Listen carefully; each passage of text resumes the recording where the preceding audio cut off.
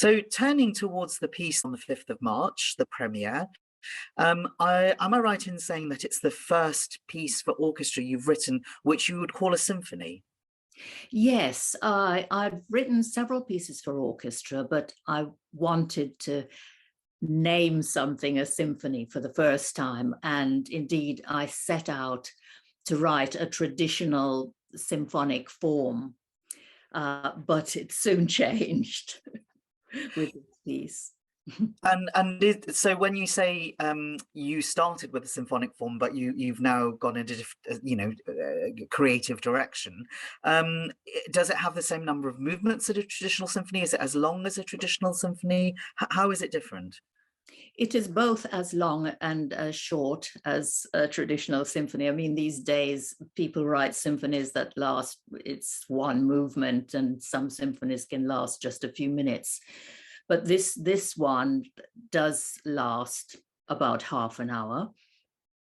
And it came about that it had several more movements because the commission was given because of money left by one of the members of the orchestra, David Nash, and his widow, Pip, very, very kindly offered the commission, and the orchestra asked me to do it. And so I got interested in David Nash and his interests. And of course, I'd heard someone speak about him, his friend and colleague, Saeed Mohabi.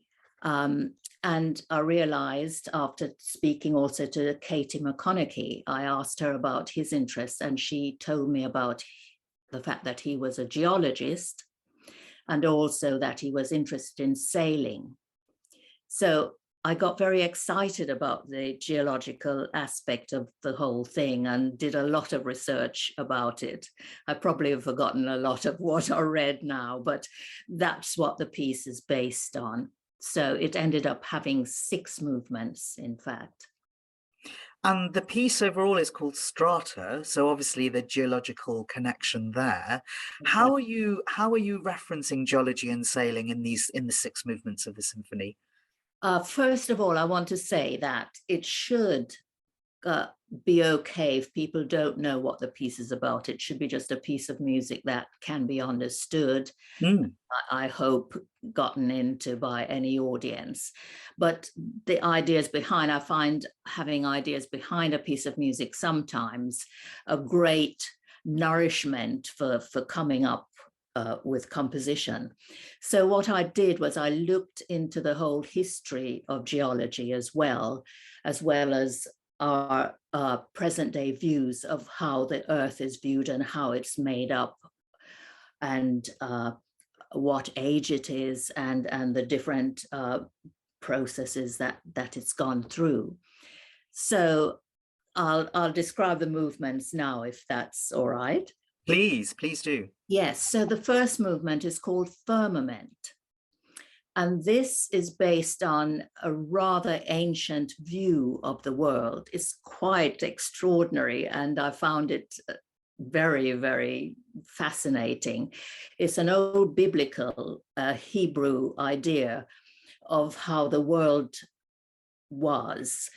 It existed within a dome, and the earth is inside that dome, and there's sort of great pillars going into water below. And of course, it's before the creation of the world. So there are also, it's before the waters got divided. So there are waters in the heavens as well as below the earth as well.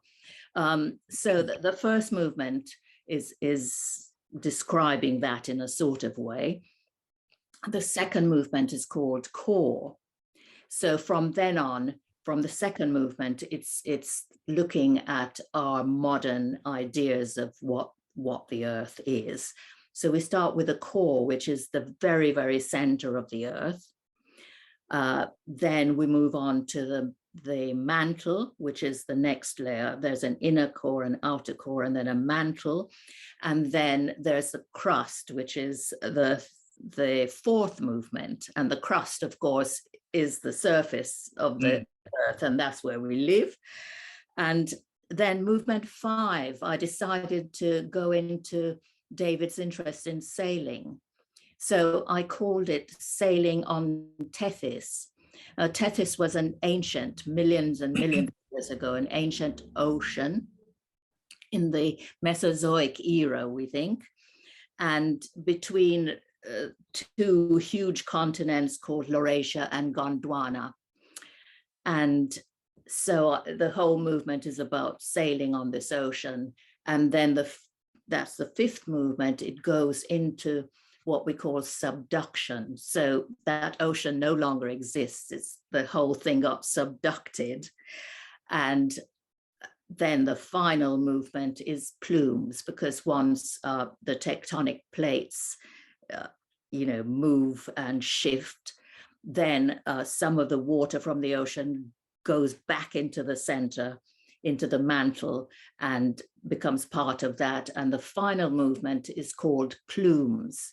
And this is great energy coming up from the mantle, which causes earthquakes and volcanoes and that sort of thing. So that's the final movement. Wow, Eleanor, it sounds absolutely amazing. I can't wait to hear it.